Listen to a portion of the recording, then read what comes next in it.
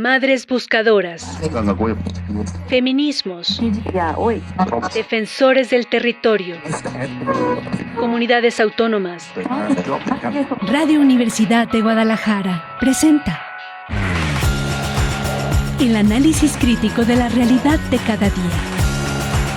Cosa Pública 2.0 con Rubén Martín y Jesús Estrada.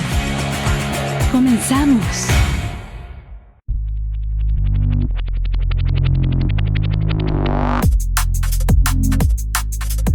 ¿Qué tal? Bienvenidos a Cosa Pública 2.0. Muchísimas gracias por estarnos acompañando en este programa en donde cada tarde le presentamos una selección de los temas sociales y políticos más relevantes de la agenda informativa.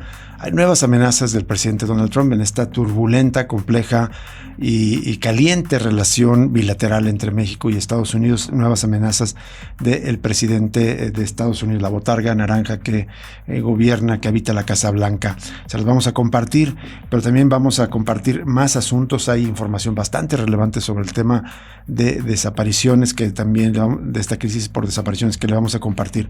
Pero entre tanto tendremos un par de entrevistas. La primera con Dolores Pérez Lascarro, esta profesora tapatía que ha formado parte de la Global Summit Flotilla, y esto es porque hace una semana el Estado de Israel volvieron a detener a activistas, a personas solidarias que lo único que pretendían es llevar ayuda solidaria a la población civil de Gaza. Fueron detenidos y en algunos casos mediante represión de esto. Vamos a hablar con Dolores Pérez Lascarro y luego más adelante tendremos una entrevista con estudiantes del Centro Universitario de Ciencias Sociales y Humanidades que están en una protesta por algunos pagos pendientes que probablemente les cause alguna suspensión de esto. Vamos a hablar con América y otros estudiantes que van a estar con nosotros dentro de unos minutos.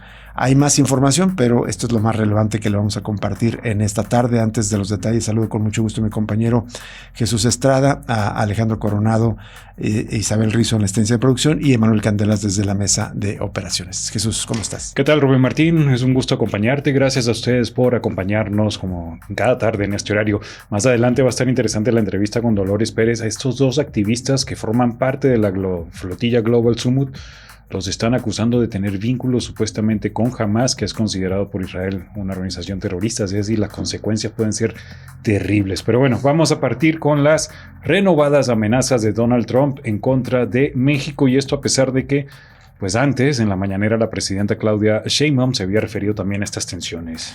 Dijo el presidente de Estados Unidos, Donald Trump, que si las autoridades mexicanas no van a hacer el trabajo, lo haremos nosotros, durante su discurso en la Casa Blanca en el marco de las conmemoraciones por el Día de la Madre. La entrada de drogas, lo vuelven a citar en esta nota de la jornada, por mar ha disminuido en 97%. Y ahora hemos puesto en marcha la fuerza terrestre, que es mucho más fácil. Escucharán algunas quejas de algunas personas en México y otros lugares, pero si ellos no van a hacer el trabajo, lo haremos nosotros, dijo el mandatario, lo cual claramente es una advertencia de operaciones terrestres en territorio nacional. Hay otra nota del Informador sobre este mismo evento, por cierto, que fue una ceremonia encabezada por Donald y Melania Trump, con madres militares en la Casa Blanca a propósito del Día de la Madre. Pero ahí otra declaración de Trump dijo: las drogas que entraban por vías marítimas han disminuido en un 97% y ahora hemos comenzado a desplegar la fuerza territorial, la cual es mucho más sencilla. Escucharán algunas quejas de algunas personas en quizá México y otros lugares, pero si no van a hacer el trabajo, nosotros lo haremos, dijo Trump, sin indicar qué personas podrían molestarse por ese mensaje. Bueno, ya podemos imaginarnos quién, evidentemente, para empezar la presidenta, pero yo no sé si coincides, Jesús, probablemente se trate de la amenaza más directa que hemos escuchado del propio Donald Trump, porque otras veces les enviamos ayuda y tal. Ahora ya está afirmando: vamos a hacer el trabajo. La declaración se inserta en medio de la polémica por la presencia de dos agentes de la CIA en un operativo ocurrido en Chihuahua en el que se destruyó un narcolaboratorio. La Fiscalía General de la República citó a declarar 50 personas al considerar la posibilidad de personas que hayan cometido delitos en materia de seguridad nacional, luego de que se revelara que los dos agentes se encontraban en territorio nacional sin los permisos suficientes para participar en funciones operativas. Bueno, y recuerdan que la presidenta le pidió a la Fiscalía General que investigue este asunto y además que Se señaló que las autoridades de Chihuahua no pueden realizar este tipo de convenios. Pero Rubén, en este marco de esta nueva amenaza de Donald Trump hay que tener presente el tema de la iniciativa del Escudo de las Américas, el que lanzó Donald Trump junto con países aliados de gobiernos de derecha de nuestra región, con el argumento de combatir al crimen organizado como enemigos terroristas. Es algo que ya está ocurriendo en Ecuador y en diferentes países, y creo que en ese marco es donde se inscriben estas renovadas amenazas contra México, que no es parte de esa iniciativa del Club de Toby de Trump. Bueno, y se recuerda en esta nota de agencias que publica el Informador que Donald y Melania Trump rindieron tributo a los miembros del servicio del 103 Comando de Apoyo Logístico que murieron el 1 de marzo de este año en el puerto de Shuaiba, en Kuwait, mientras participaban en la operación Furia Épica en este marco de la guerra en contra de Israel e Irán, de Israel y Estados Unidos en contra de Irán. Bueno, y por otra parte, la presidenta, curioso, estas declaraciones de Trump surgieron a lo largo de la mañana después de la conferencia matutina de la presidenta Sheinbaum, en la que el día de hoy señaló que pese a los señalamientos surgidos desde la Fiscalía Federal de Estados Unidos en contra del gobernador con licencia de Sinaloa, Rubén Rocha Moya, no observa ella una ofensiva del gobierno estadounidense contra México y sostuvo que la relación bilateral mantiene cauces de cooperación en diferentes frentes. Dijo, no hay una situación donde nosotros veamos que ha cambiado la relación con Estados Unidos. Eso lo dijo al tiempo que pidió actuar con cabeza fría, exigir pruebas ante cualquier acusación. En su conferencia matutina en Palacio Nacional, la mandataria subrayó que la defensa de la soberanía nacional no está en negociación y advirtió que no se permitirá la operación en territorio mexicano de agentes extranjeros no acreditados al considerar que ello contravendría la Constitución y las leyes del país. Y la citan, nadie le va a decir al pueblo de México cómo nos gobernamos, una declaración que ha estado repitiendo en los últimos días. La jornada señala que el día de hoy la presidenta retomó ideas del discurso que ofreció ayer con motivo del 164 aniversario de la Batalla de Puebla, al evocar la resistencia encabezada por Benito Juárez durante la intervención francesa y la victoria del Ejército de Oriente comandado por Ignacio Zaragoza en la Batalla de Puebla de 1862, un episodio que dijo demuestra la capacidad del pueblo mexicano para defender su independencia frente a cualquier potencia extranjera. Al referirse a la relación con Washington, destacó como muestra de entendimiento reciente el acuerdo en materia de transporte aéreo alcanzado con Estados Unidos, en el que México logró que se reconociera el Aeropuerto Internacional Felipe Ángeles dentro del esquema bilateral junto con el Aeropuerto Internacional de la Ciudad de México. Añadió que también fue firmado hace poco un decreto por parte del gobierno de Estados Unidos que reconoce el trabajo de México en materia de propiedad intelectual, además de que siguen las negociaciones sin sobresaltos, dijo, en asuntos agrícolas y comerciales. Y también destacó el reciente documento de seguridad emitido por el gobierno de Estados Unidos en el que, según ese país, reconoce por primera vez de manera explícita dos factores que México ha señalado. El primero, el problema interno de consumo de drogas en territorio de Estados Unidos, y el segundo, el tráfico de armas desde ese país hacia México. Y consideró que ambos reconocimientos son relevantes porque colocan parte de la responsabilidad del fenómeno de la violencia y el narcotráfico del lado estadounidense. Y si bien reiteró que México mantiene diferencias con la estrategia de seguridad de Estados Unidos, particularmente en su enfoque extraterritorial bajo el argumento del combate al terrorismo, la presidenta sostuvo que el reconocimiento del consumo y del flujo ilegal de armas abre una base diferente para la cooperación. Dijo, siempre hay que tener la cabeza fría, analizar de dónde vienen las cosas y qué nos corresponde hacer. En otra nota de la jornada se recogen declaraciones de la presidenta en torno al caso específico de Sinaloa. La presidenta sostuvo que mantendrá la cercanía con el gobierno de Sinaloa y aun cuando no se han puesto de acuerdo se reunirá con la gobernadora interina Geraldine Bonilla. Y de otro lado consideró que no le corresponde a ella sugerirle al senador Enrique Insunza de Morena que tome licencia. Eso depende de él. Imaginen que yo ande diciendo si pide licencia. Hay que recordar, 10 funcionarios fueron señalados por el gobierno de Estados Unidos, 3 de ellos electos, el gobernador de Sinaloa que ya pidió licencia, el alcalde de Culiacán que también pidió licencia, y faltaría en este caso otro servidor público electo mediante elecciones, Enrique Insunza, como senador que pueda pedir licencia. Por otro lado, sobre el caso de Chihuahua y la responsabilidad del gobierno de la entidad en la presencia de 2 agentes de la CIA en un operativo, la presidenta dijo que corresponde a la Fiscalía General esclarecer este caso, tanto en lo relacionado en los términos de los acuerdos con Estados Unidos y cuáles fueron los términos y por qué esto es un asunto donde se violó la seguridad nacional. Volviendo a Sinaloa, el vicefiscal de Sinaloa, Damaso Castro Saavedra, otro de los 10 funcionarios señalados por Estados Unidos, presentó la tarde de ayer solicitud de licencia sin goce de sueldo luego de las acusaciones del Departamento de Justicia estadounidense que lo vinculan con los Chapitos. Esto fue confirmado por la Fiscalía General de Sinaloa mediante un comunicado. Cuenta Proceso que horas antes de este anuncio, la fiscal Claudia Zulema Sánchez declaró a medios que estaban en análisis de esta posibilidad, cambiando el sentido de la postura institucional que se había mantenido firme en mantener a Damaso Castro como vicefiscal. Se recuerda que este es uno de los 10 funcionarios señalados por Estados Unidos. En más información sobre este contexto, sobre esta, digamos, podremos decir crisis o tema conflictivo de Morena, perdón, las candidaturas, digamos, vinculadas o personajes vinculados al crimen organizado, el presidente de la Junta de Coordinación Política de la Cámara de Diputados, Ricardo Monreal, afirmó que en Morena existen 2 amenazas: la mayor embestida política de la derecha internacional contra un gobierno democrático de Claudia Sheinbaum y el riesgo de la infiltración del crimen organizado en las candidaturas del movimiento en los comicios del próximo año. Esto es una columna que escribió para el diario Milenio, ya la compartimos, y en otros aspectos también. Arrancó la nueva dirigente del partido Morena su gestión pidiendo juicio contra Maru Campos. 2 días después de asumir el cargo como de nueva dirigente del partido, Adriana Montiel arremetió en redes sociales contra Maru Campos, gobernadora de Chihuahua, y pidió que sea juzgada por supuestamente traicionar a la patria. Y por su parte, la gobernadora panista de Chihuahua, Maru Campos, ella acusó un trato desigual de parte de la Fiscalía General de la República por el citatorio a declarar emitido a 50 funcionarios de su administración. Omitió confirmar si ella también fue requerida por el Ministerio Público Federal en relación con las indagatorias por el operativo para desmantelar un narcolaboratorio en el municipio de Morelos, en el cual habrían participado de manera encubierta 4 agentes de la CIA de Estados Unidos. Nos vamos a una pausa y regresamos con la primera entrevista de esta tarde.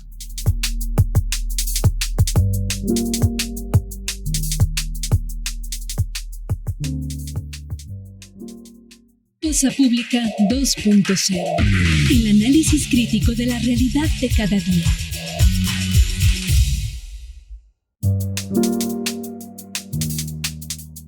Seguimos en Cosa Pública 2.0 y vamos a saludar y agradecer enormemente a Dolores Pérez Lascarro.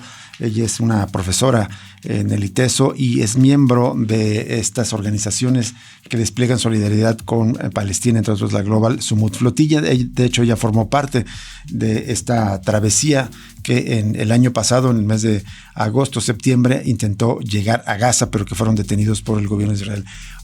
Otro segundo intento que se lleva a cabo en estas semanas también fue detenido y por eso le agradecemos enormemente a Dolores Pérez Lascarro que nos tome esta llamada para que nos comparta la información de lo que está ocurriendo. Dolores, muy buenas tardes, te saluda Rubén Martín.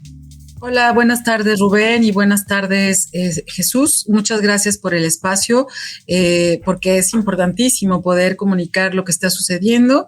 Hoy no estoy como tripulante, navegante de mar, pero sí soy como el equipo de tierra, la marea de tierra, coordinando esta operación desde México para los 7 mexicanas y mexicanos que están en estos momentos participando. ¿Te parece, Dolores, si para, digamos, los radioescuchas que a lo mejor no tienen toda la información completa, qué es la Global Sumut Flotilla y cuál era el objetivo de esta segunda travesía de semanas recientes? Claro que sí, la Global Sumut Flotilla nace en junio del año pasado con la intención de romper el bloqueo a Gaza por tierra. Nacimos como Global March to Gaza, nos fuimos personas de 90 países al Cairo y de ahí teníamos planeada una incursión hacia el norte del Sinaí para poder hacer una manifestación para dejar entrar comida en Gaza por el paso de Rafah. Esto no fue posible. El gobierno de Egipto nos reprimió, hubo personas encarceladas, golpeadas, etcétera, y tuvimos que regresar. Algunos fueron repatriados, en fin, corridos de Egipto. Sin embargo, no nos soltamos y seguimos. Fue cuando el año pasado también, en agosto, salimos en 45 embarcaciones para llegar ahora por mar. No lo logramos, fuimos atacados en Túnez, fuimos atacados al sur de Grecia y además, pues después tomados los barcos y encarcelados en una prisión en Israel. No íbamos a Israel, íbamos específicamente a las costas de Gaza, al mar territorial de Palestina. Hoy hacemos el intento otra vez porque sabemos que lo que representa Palestina representa para toda la humanidad. Hace un momento les escuchaba acerca de lo que hoy Trump está diciendo y Trump, claro, así como se mete en Gaza, se mete en nuestra casa. Ya lo veíamos con el caso de Chihuahua y lo más que podamos ver. Entonces, este intento fue otra vez en este momento frustrado porque Israel, a cientos de kilómetros de distancia de sus aguas territoriales y a cientos de kilómetros de distancia de aguas territoriales de Palestina, de la Palestina ocupada por Gaza, ellos interceptaron barcos, secuestraron a 175 activistas, entre ellas una mexicana, y fueron torturados por más de 30 horas, incluyendo a nuestra compatriota Abril Rojas Ángel. Esto es muy importante decirlo porque no podemos permanecer callados. Yo creo que la cuestión de decir, es que tenemos muy cerca a Estados Unidos y quién sabe qué pueda decir el presidente Trump, pues aquí el problema es que ya lo vemos. Las declaraciones que hoy mismo hace este dolor en el cuerpo de Donald Trump y dolor para el mundo y pues como tú lo decías, una botarga naranja que quiere ser el rey del mundo, que no tiene la menor idea de lo que es y la historia, ¿no? Así es. ¿Nos das más detalles, Dolores? ¿Cuántas embarcaciones conformaban este segundo intento de la Global Smooth Flotilla? Y también específicamente me parece que fueron detenidas frente a la costa de Grecia y, como decías, a cientos de kilómetros de las costas de Israel y de Gaza, sobre las cuales no tiene ninguna jurisdicción y soberanía. Y lo peor que del caso les cuento yo, que esto es una zona donde siempre está patrullada por el gobierno italiano y el gobierno griego para evitar la inmigración o lo que ellos llaman la inmigración ilegal. Y ese día cuando hubo pues el pedido de auxilio, el Mayday, no había ninguna patrulla en el mar, ningún barco de la Marina, ni italiana ni griega.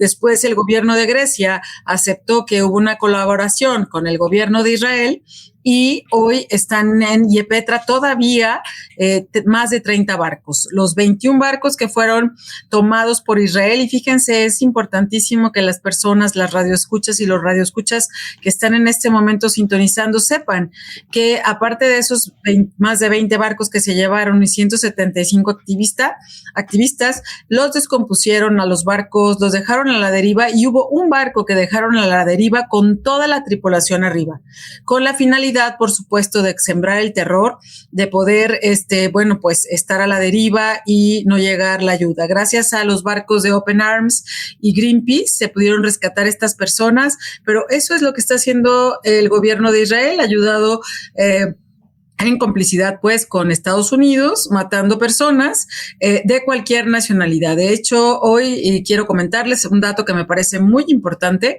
Hay gobiernos que están reclamando, que están dentro de la Junta de Paz, entre comillas, de Donald Trump, sí, por haber detenido a sus propios ciudadanos cuando ellos están en esa junta supuesta de paz, que más bien es un club, ¿no? De estos 176, me parece, nos comentabas, Dolores, que fueron detenidos, ya fueron liberados la mayoría. ¿Cuántos quedan detenidos? ¿Y cuál fue la situación que atravesaron?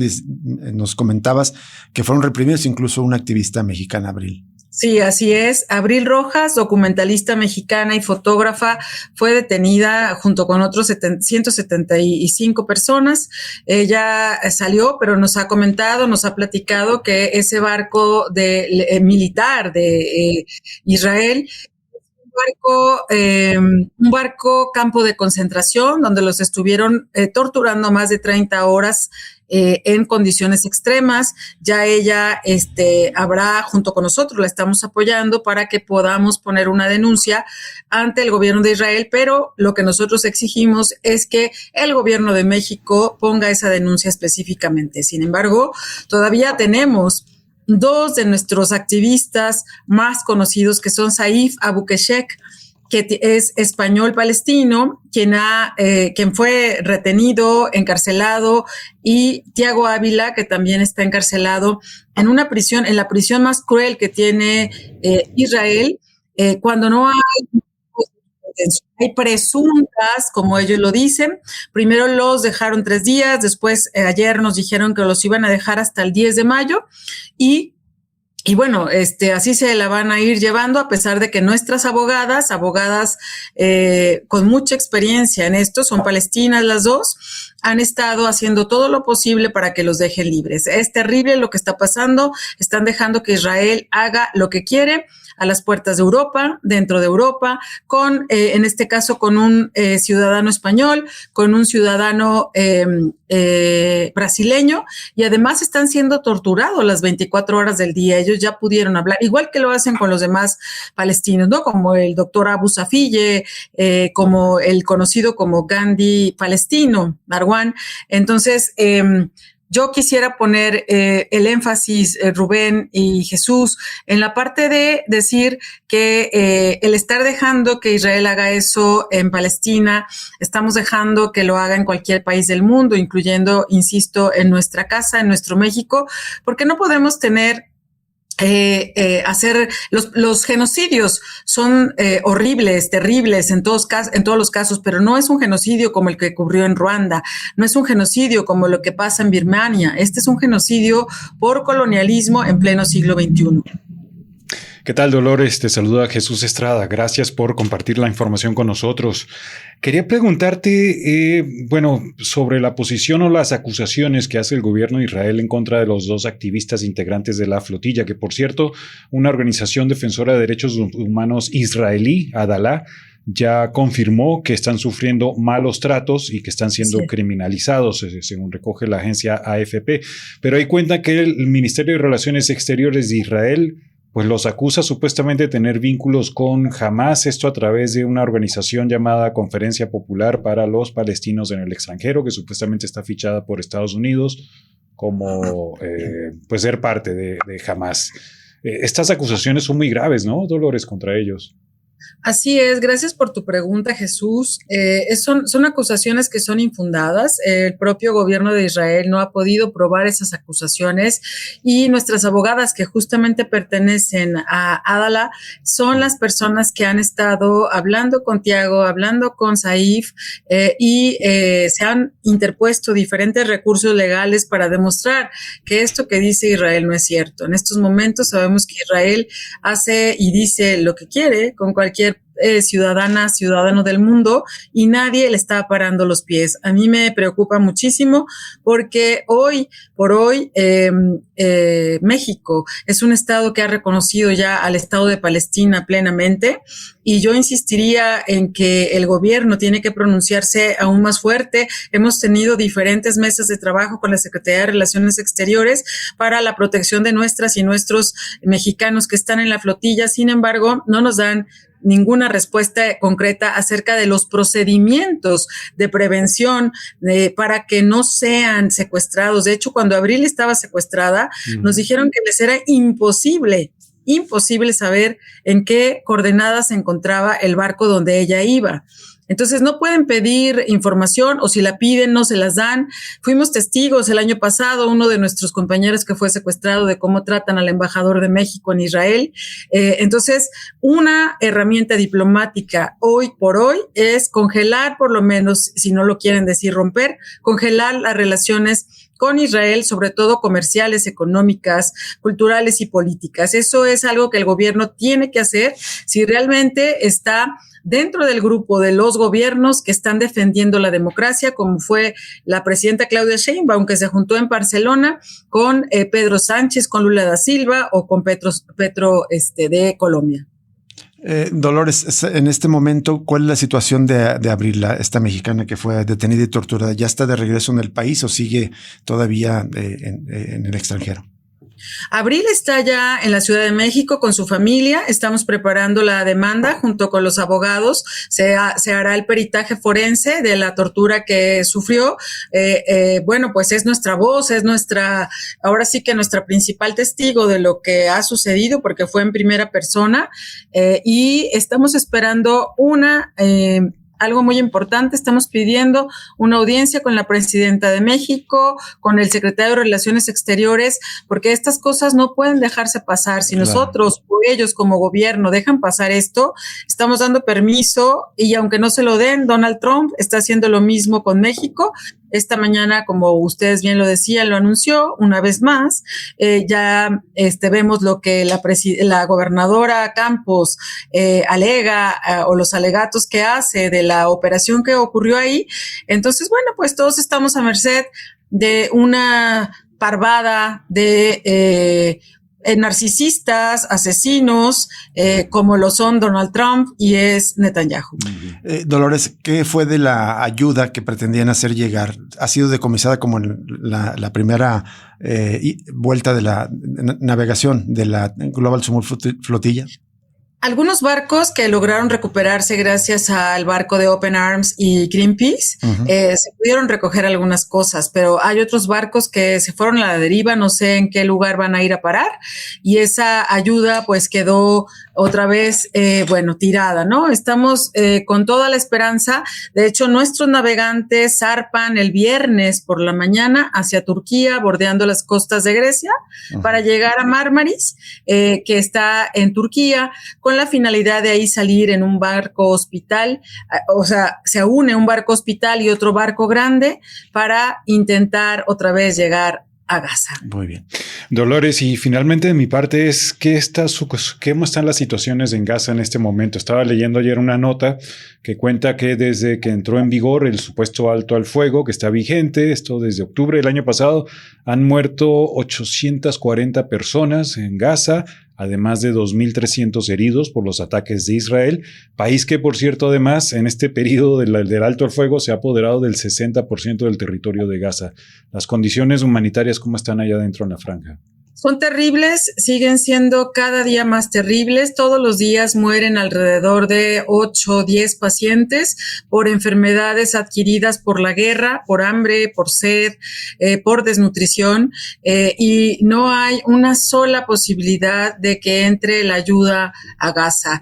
Escuchaba con terror todavía que dice Donald Trump que va a cesar el cese al fuego, que lo va a parar el cese al fuego cuando nunca ha habido. Estos datos que tú das, Jesús, son correctos, y es una desgracia para el mundo porque, insisto, esto se trata de colonización, se trata de borrar a un pueblo en pleno siglo XXI. Entonces, por eso nos urge que las y los médicos, son más de 1,000 médicos que están, que se inscribieron en esta flotilla, entre enfermeras, enfermeros, médicas, médicos, psicólogas, psicólogos, de todo, para poder ir a ayudar al pueblo de Gaza. Ya no solamente es una ayuda en especie, sino es ayuda con el recurso humano que puede verdaderamente brindar un tanto, porque hace falta todo, pero un poco de lo que necesita en estos momentos Gaza, y yo diría Cisjordania, no olvidemos la parte norte.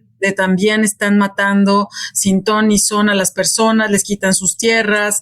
Veíamos el otro día cómo incluso a las personas religiosas, como a esta monja francesa que fue atacada salvajemente por un ciudadano del Estado fake, como yo le llamo, de Israel, o ese ente sionista que quiere acabar con el mundo, porque también está, lo hemos visto cómo ataca el Líbano. Así es. Muy bien, Dolores, no sé si se cortó, pero bueno, más bien... No. Perfecto. Queríamos más bien agradecerte enormemente esta charla, y si nos permite seguimos en contacto contigo, porque esto no termina en este momento. Muchísimas gracias por compartir esta información. Al contrario, muchísimas gracias a ustedes, y les mantendré informados porque a la hora de la salida de los barcos no sabemos qué pueda pasar. Claro. Y bueno, nada, agradecer al público que nos escucha, que sepan que lo de Sinaloa tiene que ver con esto, lo de Trump tiene que ver con esto. Por favor, échenos la mano, por lo menos con repost. Muchas gracias. Bien. Muchísimas gracias de nuevo, Dolores Pérez Lascarro, de la Global Smooth Flotilla, desde México. Vamos a una pausa y al regreso tenemos una entrevista con estudiantes del Centro Universitario de Ciencias Sociales y Humanidades.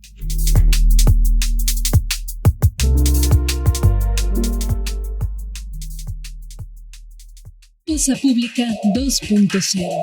El análisis crítico de la realidad de cada día.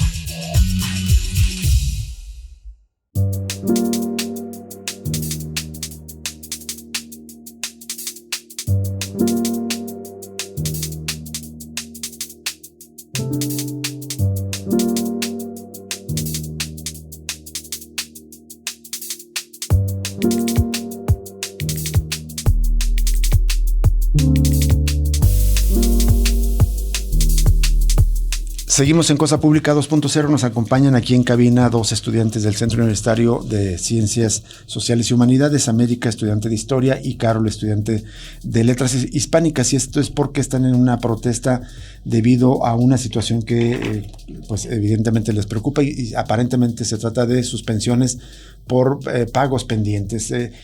¿Quién quiere empezar, América o Carol, haciendo una síntesis de las razones de la protesta?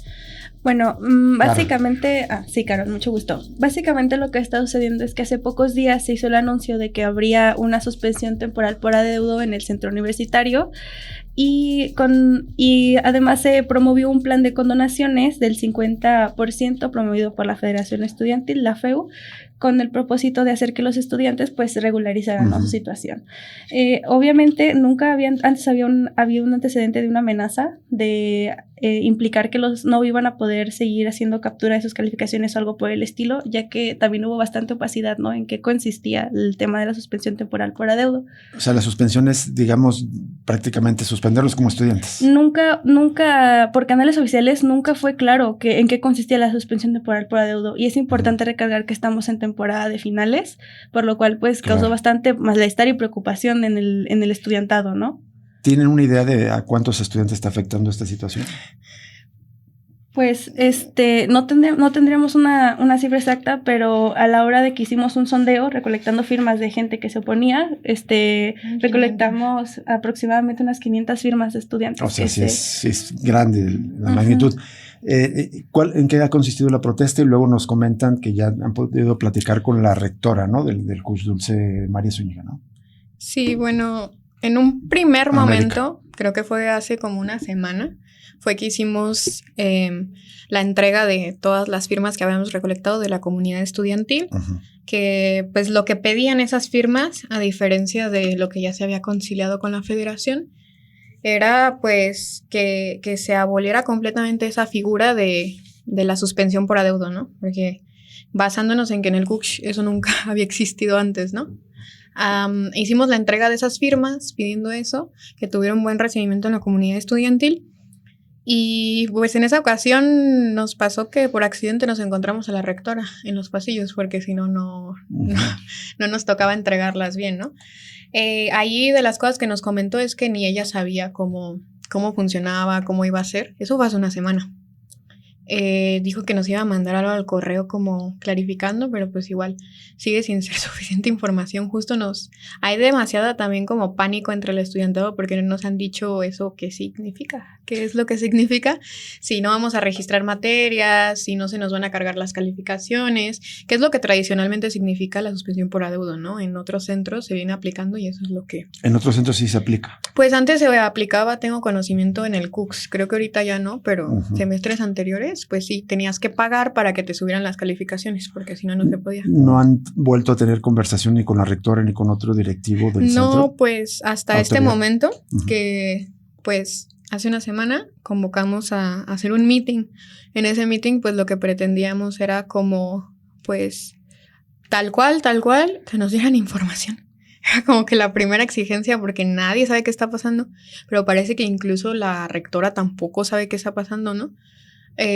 Cuando llegamos a rectoría, después del meeting, con muchos de nuestros compañeros, éramos aproximadamente como 50, pues pedimos que saliera la rectora y que nos explicara, ¿no?, cómo iba a estar.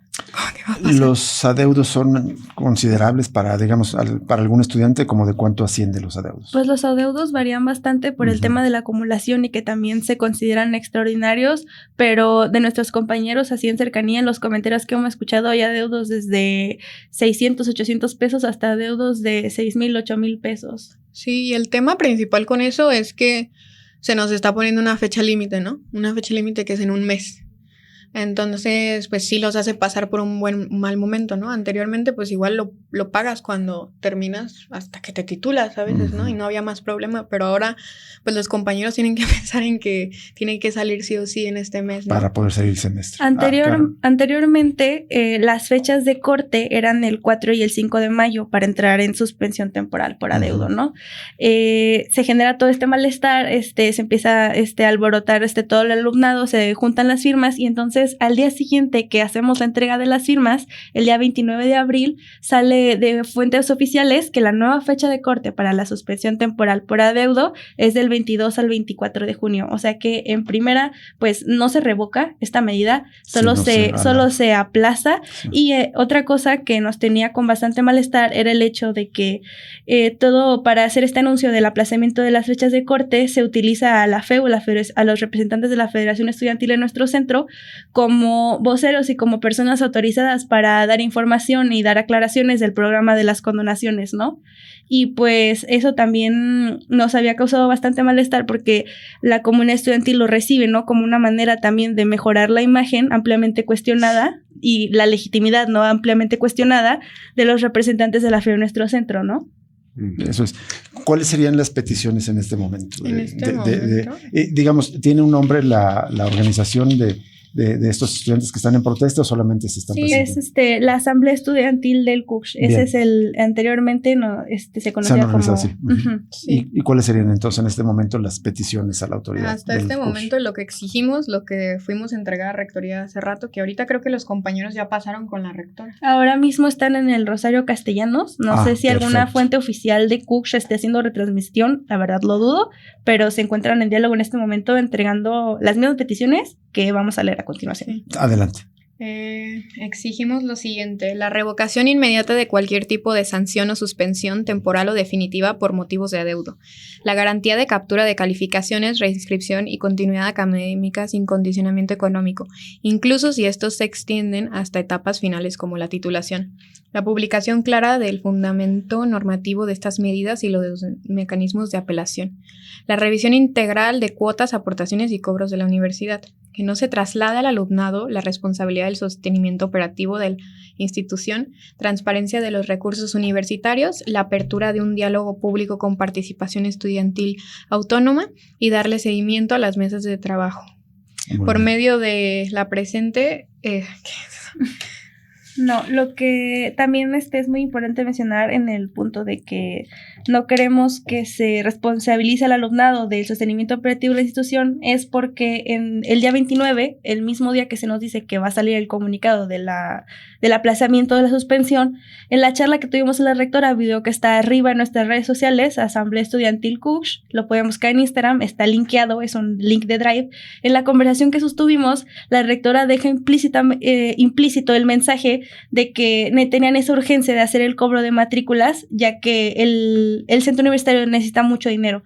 Está en malas condiciones, tiene bastantes necesidades básicas que cubrir y su intención era recaudar pues algo de dinero, ¿no? Con el pago de matrículas y todo aquello, ya que nos menciona que pues el presupuesto de la UDG está aparentemente etiquetado y que no puede hacer uso de más nada, ¿no? Y que se necesita apoyarse del pago de las matrículas. También, pues, algo que nos reaccionamos debido a que pues, es una condición bastante violenta que agrede por completo la gratuidad de la educación, ¿no? A la que tenemos derecho todos. Sí, tenemos mucha preocupación de ese tipo de cosas, el tema del presupuesto y cómo se da, porque pues no hace mucho tiempo estaban compañeros hablaban de este presupuesto que se le dio a Fernanda Romero por motivo como de sus traslados de transporte, que eran como 400,000 pesos para ella como individuo. Esos 400,000 pesos fueron depositados en 13 cheques a su nombre en una cuenta personal de BBVA bajo el concepto de transporte. Y la rectora nos dijo a nosotros que todo el presupuesto está totalmente etiquetado, no se tiene que gastar en eso, no se puede mover un peso de eso, lo cual nos causó bastante ruido porque nos fuimos a buscar a las respuestas que dio Fer Romero en su momento cuando se destapó el tema del dinero, y lo que dijo es que esos 400,000 pesos no eran para ella, sino que estaban destinados a 13 proyectos de la Federación Estudiantil, lo cual nos causa un malestar terrible y una completa indignación, porque cómo es posible que si el presupuesto está etiquetado de forma tan firme al punto de que Cooks no puede acceder a dinero que necesita, pero la Federación y Ferromero puede salir a decir en sus explicaciones que ese dinero que fue etiquetado por la UDG como transporte está siendo destinado a otra cosa, ¿no? Sí, nos deja pensando en que pues esas etiquetas están muy... No significa nada en realidad. Están como manoseadas, ¿no? Entonces hay una preocupación muy grande por ese tema también, porque pues el Cooks, igual que otros centros, pero tal vez el Cooks más, o el tema que desde su construcción fue de los centros así más caros para hacer, y desde que lo construyeron, desde que nos mandaron ahí, nunca ha tenido condiciones dignas, ¿no? Uh-huh. Entonces también nosotros pensamos, oigan, ¿cómo quieren que pagamos esos adeudos si la escuela se está cayendo desde antes de que nosotros entráramos, ¿no? Y se va a seguir cayendo, yo creo, aunque paguemos. Le dieron una vez a la rectora un premio de 2 millones de pesos por ahorrar electricidad, un bono. Y se nos hacía chistoso porque pues obviamente ahorra electricidad porque no hay luz en el Cooks, ¿no? Decían que en este momento hay reunión con la rectora. Ah, sí, precisamente nos están informando un compañero que está adentro que pues la rectora se acaba de disculpar por el tema de la entrevista que dio, la que comentamos por el tema de cuando le entregamos las firmas, y dijo que... No, es cuando le filtraron. Ah, cuando le filtraron, perdón, el audio donde admite que es un polvorín, ¿no? Para hacernos pagar, que está aseverando que va a empujar un comedor comunitario y que la universidad le autorizó 30 millones de pesos, así como una sala de lactancia y otras cosas, pero hasta el momento, hasta este minuto, no ha tocado el tema de la suspensión por adeudos en la reunión que están llevando a cabo. Una duda sobre esto. Comentaron que están en contacto con un periodista. Tal como en contacto no, pero él sube a un grupo de Facebook de nuestra universidad.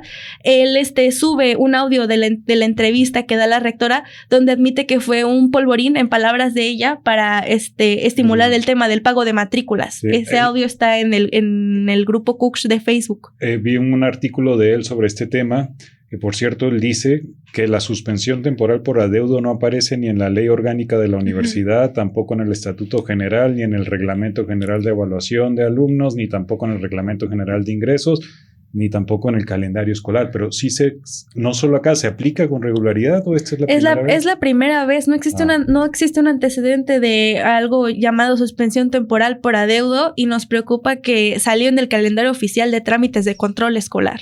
Sí. Bien, pues vamos a buscar a la rectora o otras autoridades del CUSH y también a la FEU para que ellos den su punto de vista. No sé si quieran agregar algo más, Carol. Pues nada más hacer el llamado, ¿no? al respeto de la gratuidad estudiantil y reiterar nuestra postura en que rechazamos por completo una medida violentadora, ¿no? Al derecho de la gratuidad estudiantil. ¿En este momento tienen una protesta activa? Sí, todavía creo que los compañeros siguen ahí como agrupados en rectoría. Ajá. Yo quería decir que nosotros cuando llegamos como a la 1 de la tarde a rectoría nos dijo la doctora Patricia Córdoba Bundis que ya iban a revocarlo, que lo iban a revocar hoy mismo. ¿Es quién, doctora Patricia? Es la secretaria académica. Secretaria académica. Ella nos dijo que ya lo iban a revocar, que ya estaba revocado, que al rato iban a sacar el comunicado.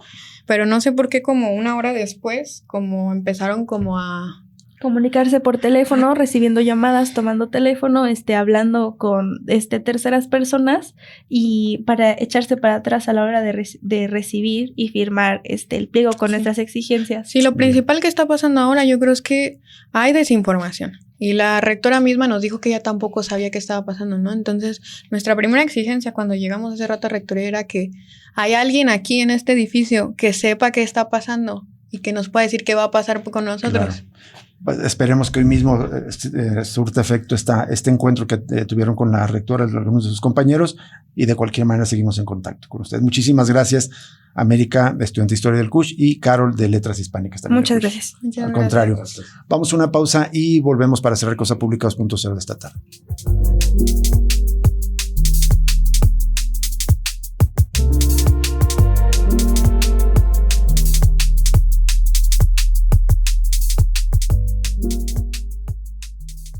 Cosa Pública 2.0.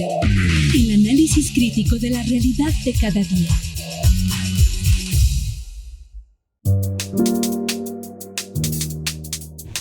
Seguimos en Cosa Pública 2.0.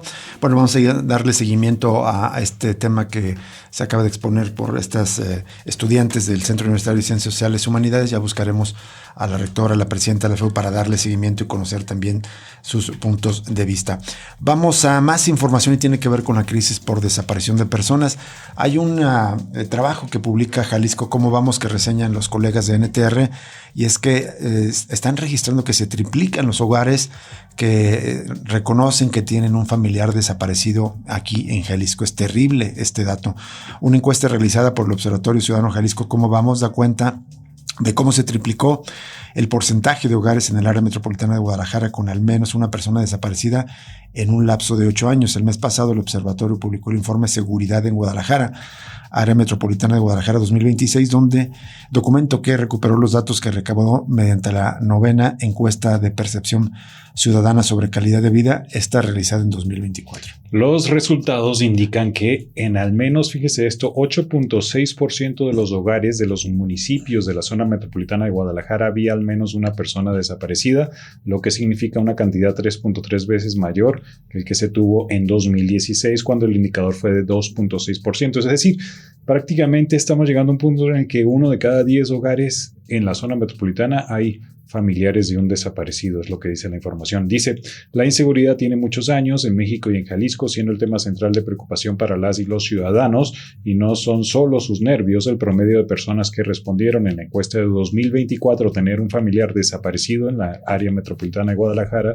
es 8.6%. La desaparición de personas es una tragedia que no cesa. Su ocurrencia, así como el dolor que dejan las víctimas colaterales, las familias, describe el documento. Es altísima la cantidad de hogares que están reportando una persona desaparecida. Esto da idea de lo extendido, de la magnitud de esta crisis por desaparición de personas que estamos viviendo. Volviendo a la nota, dice Jalisco Cómo Vamos, no sostenemos que las opiniones de la gente puestas en este ensayo sean una verdad revelada o el dato único a tener en cuenta.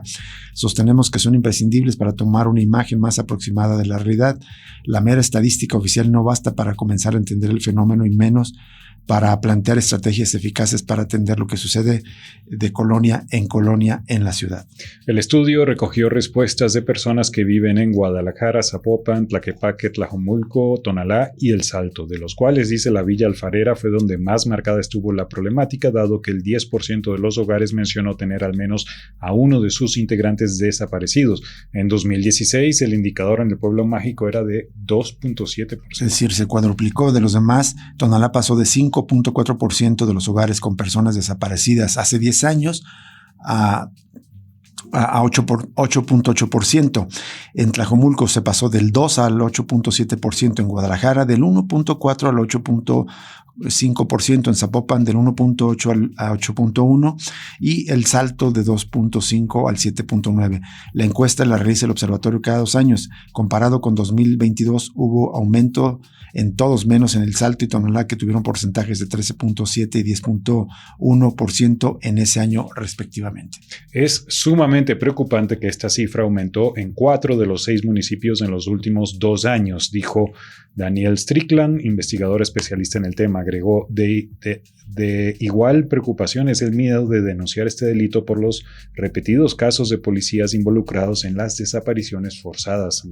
En más sobre tema de desaparecidos, hay un comentario del colectivo Luz de Esperanza acerca de la visita del alto comisionado de Naciones Unidas para los Derechos Humanos, Volker Turk, que dice, según Luz de Esperanza, esta visita fue con fines políticos y de relaciones internacionales, y desde este colectivo se señaló que se perdió una oportunidad para trabajar en pro de las personas desaparecidas. Héctor Flores, vocero del colectivo, dijo que fue muy sesgado el tema y muy político el alto comisionado. A nosotros nos deja un mal sabor de boca. Esperábamos una posición más fuerte por parte de él y parece ser que solo se dedicó a hacer política y proteger al gobierno de México. También dijo que nunca hubo una convocatoria para que los colectivos pudieran tener un acercamiento con el alto comisionado, lo que imposibilitó a Luz de Esperanza participar en las reuniones. Y también añadió, yo creo que le faltó mucho, y el tema de cómo fueron escogidos los colectivos y las familias que tuvieron acceso, pues también ahí va a quedar en el anecdotario, porque no sabemos cómo estuvo ese tema. No tuvimos oportunidad ni conocimiento ni acercamiento, nada de eso. No somos el único colectivo. Muchos colectivos quedamos fuera. Desgraciadamente parece que el mecanismo internacional se está adaptando las necesidades políticas y mediáticas del Estado mexicano porque viene el Mundial. Pese a lo anterior, mencionó que espera que se sostenga el trabajo que inició hace más de un año el Comité contra las Desapariciones Forzadas de la ONU sobre la aplicación del artículo 34, que como ya lo hemos comentado varias veces, la propuesta es discutir la crisis por desaparición de personas justo ante la Asamblea General de la ONU. Hasta aquí llegamos en esta tarde. Muchísimas gracias por acompañarnos en Cosa Pública 2.0. Lo invitamos a permanecer en sintonía de Radio Universidad de Guadalajara y nosotros lo esperamos mañana nuevamente en otro análisis crítico de la realidad en Cosa Pública 2.0. Gracias, hasta mañana. Luego.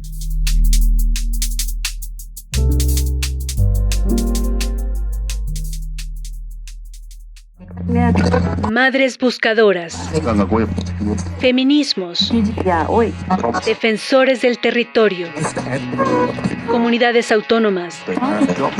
Radio Universidad de Guadalajara presentó el análisis crítico de la realidad de cada día.